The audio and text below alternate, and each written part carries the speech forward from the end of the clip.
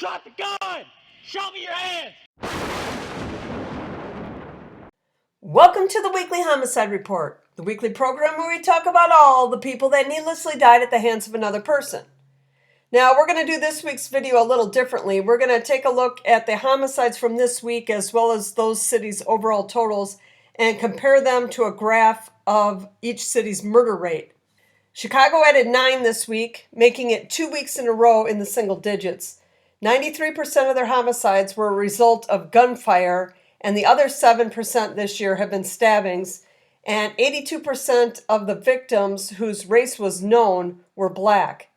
Last year, Chicago reported 692 murders and should finish this year with far fewer than that. Philly reported 8 this week and has 19% fewer homicides reported today than last year at this time. They're having their best year since pre-2020, but 4 more and they'll match their 2019 total. New York City added 10 and Houston added 11, and their battle this week ends in a tie. Our nation's capital added 6 and has 35% more this year than they had at this time last year. That's 58 homicides more. They passed last year's total over 3 weeks ago, and by next week will pass their 2021 total of 226. Their next milestone will be the 248 homicides they had in 2003, but they'll blow by that by the end of November at this pace. And the 262 reported in 2002 should be no problem to beat as well, since they're on pace for around 277. 479 people were killed in D.C. in 1991, so at least they'll be able to say it's nowhere near as bad as that. Baltimore added 4 and is falling behind in the battle with D.C. 85% of the murders were as a result of gunfire in Baltimore this year, and 89% of the victims where the race was known were black. New Orleans isn't showing any this week, but it's possible their website just isn't updated. But that's 26% less than what they had at this time last year.